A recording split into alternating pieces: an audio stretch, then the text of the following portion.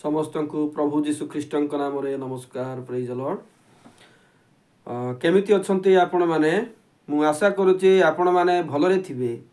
तो आज गोटे आमे वीडियो आलोचना करिबा वाक्य गोटे देखिबा आजिर वीडियो रे प्रकाशित 22 रो 16 पद प्रकाशित 22 रो 16 आम्भे जीशु मंडली मानक निकटरे निमंते तुममानक निकटरे एही साक्ष्य देवा पाई आम्भर दूत को प्रेरण करियछु। आम्भे दाऊदंक मूल ओ वंशज सही प्रभाती बा उज्जवल प्रभाती तारा। गत वीडियो रे आम माने जीशु किपरि भावरे प्रभाती तारा सेते बेलकू आमे प्रकाशित 22 रो 16 पद नहीं कि आमे आलोचना करिछु जीशु केमिति प्रभाती तारा अटंते। किंतु आज आमे आलोचना करिबा जेहेतु गुटे पदरे अनेक गुड़ाए विषय खुंदा है कि थाए बा बहुत विषय गुड़ी को लुचि कि थाए। तो आजिर विषय हबो जे जीशु मध्य कहंती आम्भे दाऊदंक मूल तांकर वंश। देखंतु आजिर आमे आलोचना करिबा जीशु केमिति दाऊदंकर मूल हेबे। जीशु कु प्रकार भावरे से कहंती मु दाऊदंकर मूल आउ तांकर वंश। देखंतु आपण माने जेहेतु जीशु ख्रीष्ट को बाइबल रे माथ्यू 1 रे लेखा अछि। माथ्यू 1 रे लेखा अछि। मु टिके पढुछि। अब्राहमर संतान व दाऊदंक संतान जीशु ख्रीष्टंक वंशावली। एठारे दाऊदंक संतान जीशु बोली लेखा अछि। माने दाऊदर पुओ जीशु दाऊद तांकु जन्म करिसंती से प्रकार भाव एठा लेखा अछि। किंतु प्रकाशित 22 रो 16 रे में देखिलु दाऊद होउछंती जीशुंकर मूल। जीशु प्रथमे नहीं सॉरी जीशु प्रथम तापरे दाऊद काई कि एठारे आमे बाइबल जदि देखिबा माथ्यू 1 पर्व कोन बोली कहूची दाऊद प्रथम जीशु परे। केमिति दाऊदंकर संतान जीशु दाऊदंकर संतान जीशु तेणु दाऊद प्रथमे परे जीशु। किंतु प्रकाशित अनुसारे जीशु प्रथमे तापरे दाऊद काई कि लेखा होची आम्भे दाऊदंक मूल। जीशु जदि मूल गछ हेबे किए दाऊद तेणु दाऊदंकर मूल एठारे जीशु बोली लेखा। तो आज आमर आलोचना होउची जे जीशु दाऊदंकर संतान केमिति जीशु दाऊदंकर मूल केमिति। तो विशेष कर आम आलोचना गुरुत्व देवा जीशु केमिति दाऊदंकर मूल अटंती। आमे जानिचु गत वीडियो रे मु आपण मानकु संक्षिप्त भाव रे कहि अछि जेहेतु अब्राहमर पुओ माने जोटा कि इसाक रो पुओ जाकुब रो बाटा पुओ से भितरु जिहुदा जणे जिहुदा वंश रे दाऊदंकर वंशावली अछि। से दाऊदंक वंशावली रे जीशुंकर जन्म होइछि।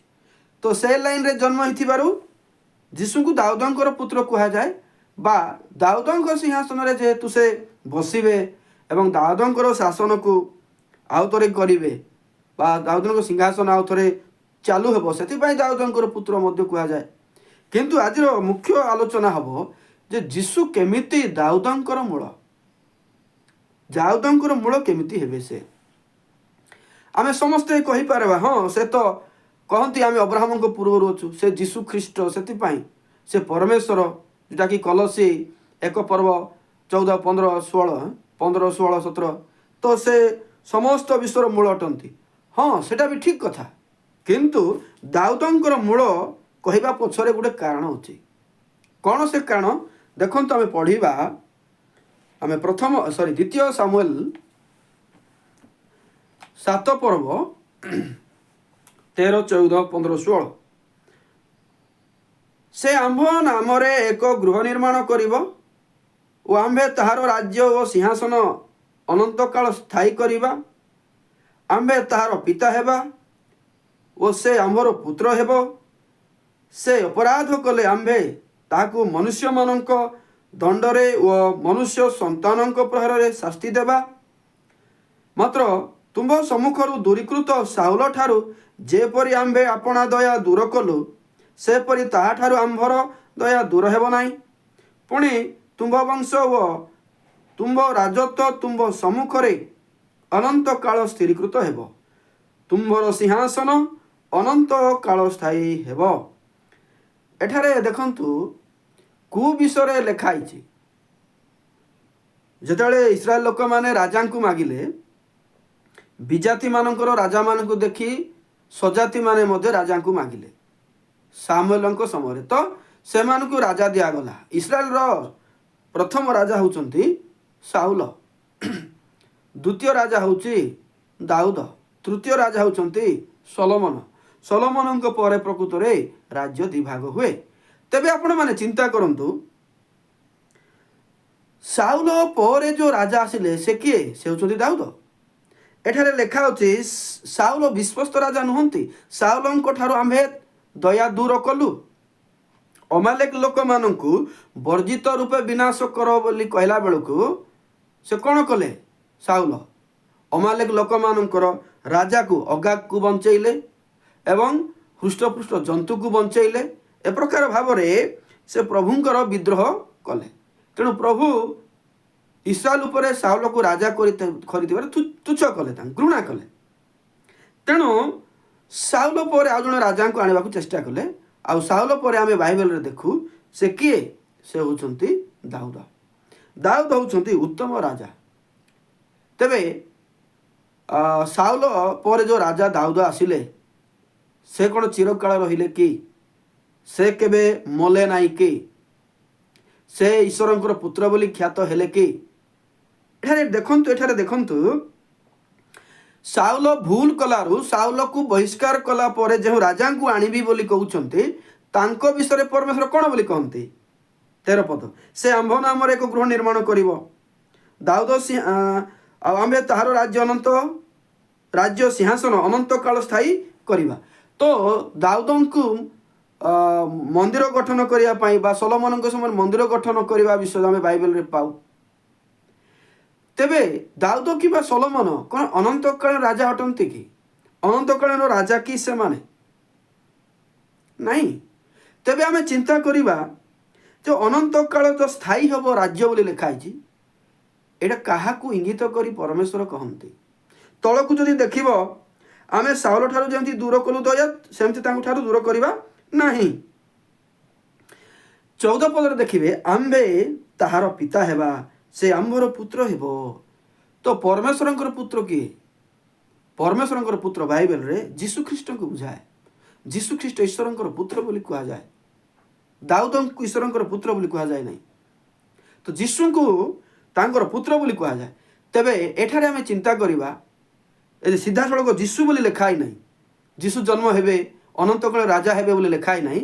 କିନ୍ତୁ ସାଉଲ ପରେ ଯେଉଁ ରାଜା ଦାଉଦ ଆସିଛନ୍ତି, ଆମେ ଟିକେ ଆଲୋଚନା କରିବା, ଟିକେ ଚିନ୍ତା କରିବା।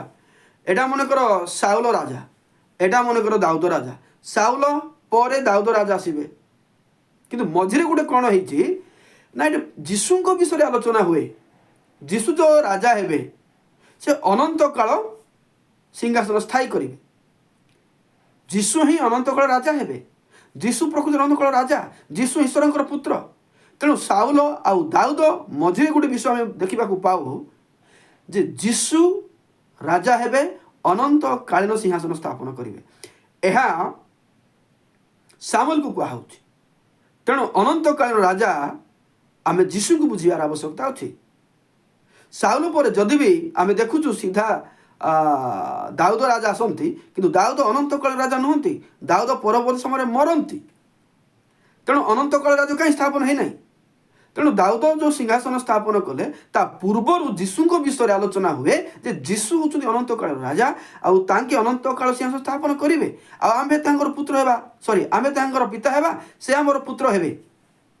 ତେଣୁ ଏଟା ଯୀଶୁଙ୍କୁ ବୁଝାଏ। ତେଣୁ ଯୀଶୁ ହେଉଛନ୍ତି ଅନନ୍ତକାଳ ରାଜା।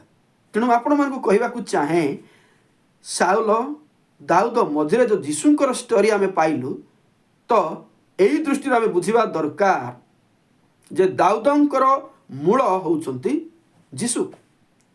ଦାଉଦଙ୍କର ମୂଳ, ଦାଉଦ ପୂର୍ବରୁ ଯୀଶୁ ରାଜା ଭାବରେ ପ୍ରକାଶିତ ହୋଇଛନ୍ତି ଏଇ ଜାଗାରେ ଇସ୍ରାଏଲ ମାନଙ୍କ ନିକଟରେ, ଆଉ ଇସ୍ରାଏଲ ମାନଙ୍କର ଭାବବାଣୀ ଅନୁସାରେ ସାମଲଙ୍କ ନିକଟରେ। ତେଣୁ ଦାଉଦର ମୂଳ ଯୀଶୁ, ତାପରେ ସାଉଲ, ସାଉଲ ମଝିରେ ଯୀଶୁ, ପରେ କିଏ ଆସିଲେ? ଦାଉଦ। ତେଣୁ ଦାଉଦଙ୍କର ମୂଳ ହେଉଛନ୍ତି ଯୀଶୁ ଖ୍ରୀଷ୍ଟ। ଯୀଶୁ ହେଉଛନ୍ତି ରାଜା। ତେଣୁ ଯୀଶୁ ରାଜା ହେଇକି ଯେଉଁ କାର୍ଯ୍ୟ କରିବେ ଇସ୍ରାଏଲ ମାନଙ୍କ ପାଇଁ, ସେ ଭାବବାଣୀ ବାଇବେଲରେ ପ୍ରକାଶିତ ଅଛି। ସେଥିପାଇଁ କିଛି ଦ୍ୱନ୍ଦ୍ୱରେ ପଡ଼ିବାର ଆବଶ୍ୟକତା ନାହିଁ। ପ୍ରିୟ ଭାଇ ଭଉଣୀମାନେ, ଯୀଶୁ ଜଗତକୁ ରାଜା ହେବା ପାଇଁ ଆସିଥିଲେ, ଦାଉଦଙ୍କ ସିଂହାସନରେ ବସିବା ନିମନ୍ତେ ଆସିଥିଲେ। କାହିଁକି? ଦାଉଦଙ୍କର ମୂଳ ସିଏ। ଆପଣମାନେ ଯଦି ଯିଶାୟ 9:6-7 ଦେଖିବେ, ସେ ଦାଉଦଙ୍କ ସିଂହାସନରେ ବସିବେ ଲେଖା ହେଇଛି। ଆଉ ଏ କ୍ଷଣଠାରୁ ଅନନ୍ତ କାଳ ପର୍ଯ୍ୟନ୍ତ ସିଂହାସନ ସ୍ଥାପନ କରିବେ ଲେଖା ହେଇଛି। ଲୁକ 1:32-33ରେ ମଧ୍ୟ ମରିୟମଙ୍କୁ କୁହାଯାଏ, ଯୀଶୁ ତୋଠାରୁ ଜନ୍ମ ହେବେ ଏବଂ ପିତା ତାଙ୍କର ଦାଉଦଙ୍କ ସିଂହାସନ ତାକୁ ଦାନ କରିବେ। ତେଣୁ ଦାଉଦଙ୍କର ସିଂହାସନରେ ବସିବା ନିମନ୍ତେ ଯୀଶୁ ଖ୍ରୀଷ୍ଟ ପ୍ରକୃତରେ ଜନ୍ମ ହୋଇଥିଲେ, ଯେହେତୁ ସେ ଦାଉଦଙ୍କର ମୂଳ। କିନ୍ତୁ ସେ କ୍ରୁଶାର୍ପିତ ହେଲେ, ଅନୁଗ୍ରହ ସମ ପାଇଁ ସେ କ୍ରୁଶରେ ମଲେ, ଇସ୍ରାଏଲ ଲୋକ ପାଇଁ ନୂତନ ନିୟମ ଆଣିବା ପାଇଁ ମଲେ। ଆଉ ବର୍ତ୍ତମାନ ଅନୁଗ୍ରହ ସମୟ ଚାଲିଛି। ଅନୁଗ୍ରହ ସମୟ ସରିଲେ କ୍ଲେଶ ଅଛି। କ୍ଲେଶ ସରିଲା ପରେ ଯୀଶୁ ଖ୍ରୀଷ୍ଟ ଜଗତକୁ ରାଜା ରୂପରେ ଆସିବେ ଏବଂ ସେ 1000 ବର୍ଷ ଗୋଟେ ରାଜା ଭାବରେ ଇସ୍ରାଏଲ ମାନଙ୍କୁ କଢ଼େଇ ନେବେ। ତେଣୁ ସେ ହେଉଛନ୍ତି ରାଜା, ସେ ହେଉଛନ୍ତି ଦାଉଦଙ୍କର ମୂଳ, ଦାଉଦଙ୍କର ପୂର୍ବ ଯୋଜନା ଯୀଶୁ। ତେଣୁ ମୁଁ ଆଶା କରୁଛି ପ୍ରକାଶିତ 22:16 ପଦରେ ଯେଉଁ ଯୀଶୁ କହୁଛନ୍ତି ଆମେ ଦାଉଦଙ୍କ ମୂଳ, ୟାର ଅର୍ଥ ଆପଣମାନେ ବୁଝିଲେ। ଯଦି ଆପଣମାନେ ବୁଝୁନାହାନ୍ତି କିମ୍ବା କିଛି ଦ୍ୱନ୍ଦ୍ୱ ରହୁଛି, ଆପଣମାନେ ମୋତେ କମେଣ୍ଟ କରିପାରିବେ। କମେଣ୍ଟ କରନ୍ତୁ, ଆଲୋଚନା କରିବା। କ'ଣ ଯଦି ମୋର କିଛି ବୁଝିବାରେ କହିବାରେ କିଛି ଠିକ୍ ଲାଗୁନାହିଁ, ଆପଣମାନେ କମେଣ୍ଟ କରନ୍ତୁ, ଆମେ ଆଲୋଚନା କରିବା। କିନ୍ତୁ ବାଇବେଲରେ ଏହା ହେଉଛି ସତ୍ୟତା। ଏହି ଦୃଷ୍ଟିରୁ, ଏହି କାରଣ ପାଇଁ ଯୀଶୁଙ୍କୁ ଦାଉଦଙ୍କର ମୂଳ ବୋଲି କୁହାଯାଏ। ମୁଁ ଆଶା କରୁଛି ଆଜିର ଶିକ୍ଷା ଆପଣମାନଙ୍କୁ ପସନ୍ଦ ଲାଗିଛି। ଯଦି ଲାଗିଛି ଆପଣମାନେ ଲାଇକ୍ କରନ୍ତୁ, ଆଉ ନୂଆରେ ଶୁଣୁଥିଲେ ତ ସବସ୍କ୍ରାଇବ୍ କରନ୍ତୁ, ଆଉ ଅନେକ ଭାଇ ଭଉଣୀମାନଙ୍କୁ ସେୟାର କରିଦିଅନ୍ତୁ। ଆଉ ସମସ୍ତେ ମିଳିମିଶି ଆମେ ବାକ୍ୟ ଶିଖିବା।